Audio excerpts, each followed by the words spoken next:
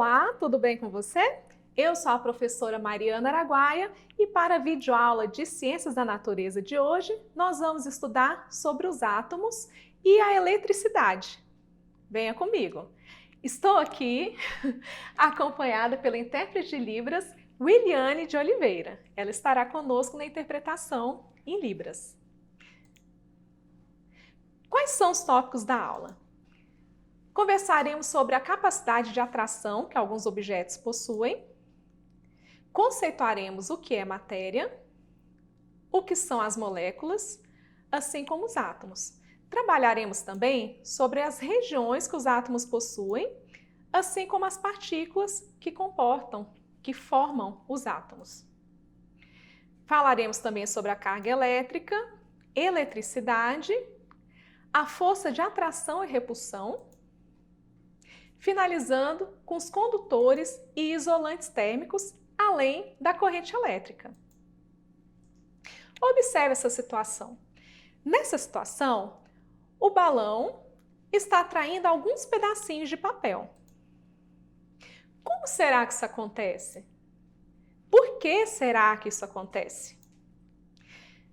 Do que será que o papel, o balão e tudo que existe é formado? Tudo isso é formado pelo que nós chamamos de matéria. A matéria é tudo aquilo que ocupa lugar no espaço e que apresenta massa, que no dia a dia nós chamamos de peso também. A matéria é formada pelo que nós chamamos de moléculas. E as moléculas, por sua vez, são formadas pela ligação entre átomos. Então, nesse desenho, eu tenho dois átomos ligados, formando uma molécula. A molécula do gás oxigênio, representada pelo símbolo O2, porque há dois átomos de oxigênio. Quando eu vejo um átomo, na verdade a gente não vê, né? Mas quando nós vemos a estrutura de um átomo, nós podemos perceber que ele é formado por duas grandes regiões. Aqui, por exemplo, nós temos o átomo de carbono, representado pela letra C. Temos a região chamada núcleo, que fica no centro do átomo. E essa região chamada núcleo possui duas partículas, os prótons e os nêutrons.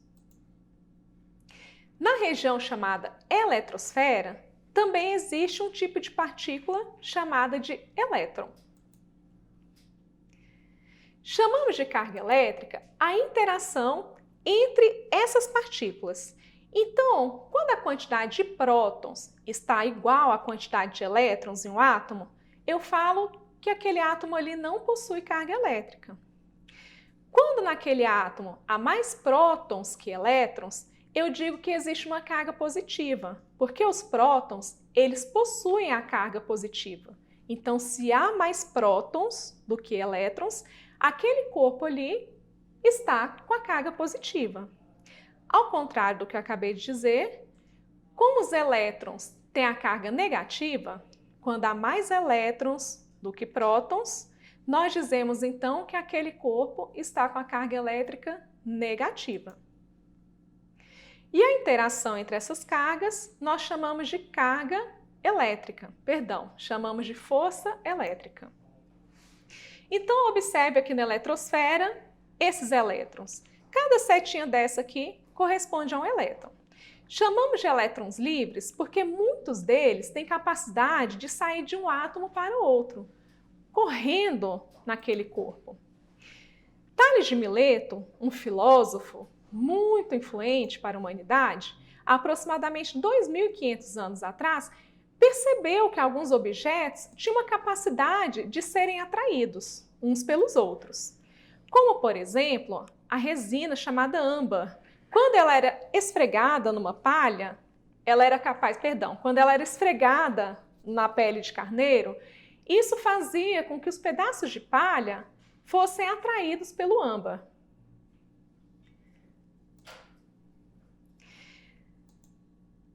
Da palavra âmbar, que significa, no grego, é escrito como elétron, surgiu então essa palavra, eletricidade, que corresponde a essa capacidade de atração ou repulsão entre os corpos.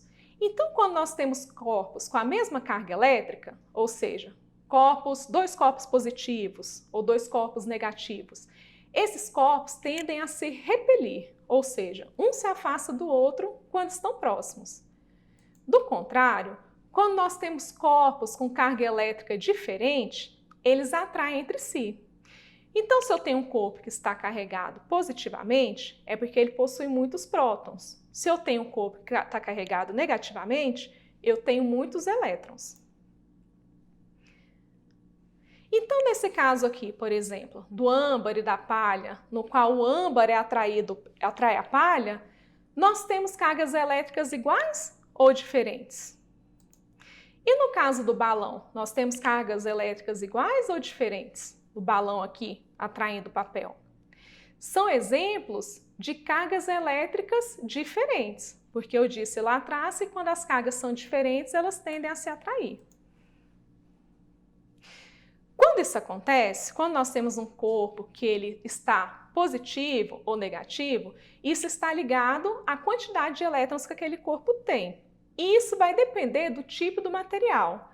Existe um gráfico, uma representação chamada de série triboelétrica, que vai dizer a tendência que o material tem a doar elétrons em relação a outro.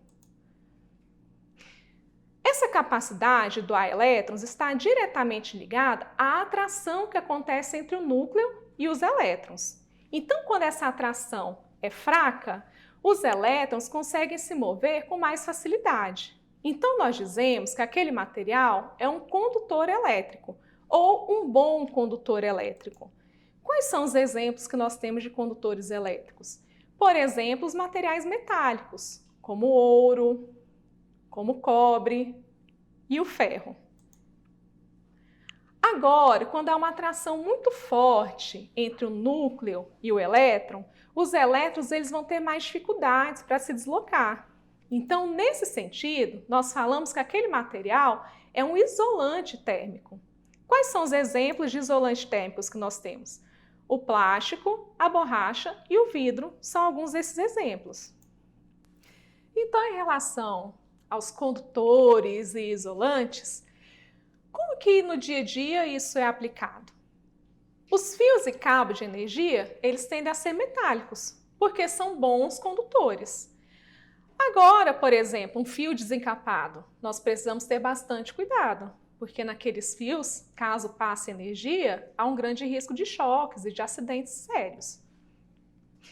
Quando nós vamos fazer algum reparo em casa, por exemplo, também é muito importante que a gente desligue a chave de energia. Por exemplo, ao instalar um chuveiro, ao trocar uma lâmpada, justamente para evitar choques elétricos.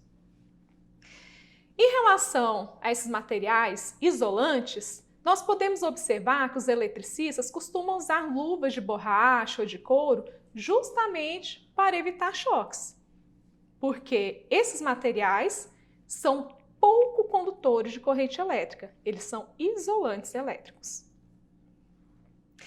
Por esse motivo também é que os cabos tendem a ser de madeira ou tendem a ser de borracha, os cabos de ferramentas utilizados no dia a dia. Então aqui eu tenho a imagem do martelo e do alicate. A gente pode observar que nessa parte de cima são metálicas essas partes. Então são partes condutoras de energia. Por que é utilizado esse material? Porque são materiais resistentes. Agora você pode observar que aqui embaixo nós temos a madeira e aqui nós temos a borracha. Por quê? Porque são maus condutores de eletricidade, são isolantes elétricos, evitando que a pessoa que esteja manipulando esses materiais leve um choque caso tenha contato com corrente elétrica. Mas o que é essa tal de corrente elétrica? É a movimentação ordenada dos elétrons que estão lá nos átomos. Então, quando eu ligo um fio condutor numa tomada, passa a acontecer a corrente elétrica. Então, se o meu carregador perde a bateria e eu ligo o carregador na tomada, começa a acontecer uma corrente elétrica, uma transferência de corrente elétrica para a bateria do meu telefone, que vai transformar a energia elétrica em energia química, fazendo com que o meu telefone volte a funcionar. Quando eu ligo as extremidades de um fio numa pilha, também acontece a corrente elétrica. Nesse caso da pilha, os elétrons, a corrente elétrica, vai sair do polo negativo para o polo positivo. Agora que você entendeu um pouco sobre essas questões que envolvem eletricidade, condutores e isolantes, vamos para a revisão da aula. Primeiro ponto, a matéria é tudo aquilo que ocupa lugar no espaço e que possui massa. Segundo ponto, ela é formada por moléculas e elas, por sua vez, formam o que nós chamamos de átomos. Os átomos possuem algumas regiões. Possui a região chamada núcleo, formada por partículas denominadas nêutrons e prótons. Outra região do átomo é a eletrosfera. E na eletrosfera há partículas que nós chamamos de elétrons. Quando esses elétrons eles estão a mais no átomo, quando há uma quantidade maior de elétrons num determinado corpo, nós dizemos que aquele corpo está negativo, porque os elétrons têm a carga negativa. Quando há cargas iguais, por exemplo, dois corpos com carga positiva ou dois corpos com carga negativa, isso faz com que eles repilam entre si. Quando corpos possuem cargas diferentes, ou seja, um carga positiva e outro possui carga negativa, eles se atraem. Chamamos de isolante térmico aqueles materiais que têm uma forte atração entre o elétron e o núcleo dos átomos que compõem. No caso de um condutor elétrico, existe uma fraca atração entre os elétrons e o núcleo, fazendo com que esses elétrons se movimentem com mais facilidade. Fazendo com que, quando há uma movimentação ordenada desses elétrons, tenhamos uma corrente elétrica. Então, é isso. Aprendemos hoje sobre eletricidade, sobre os átomos e as moléculas. Espero que possamos nos encontrar na próxima semana. Desejo a você um grande abraço e até mais!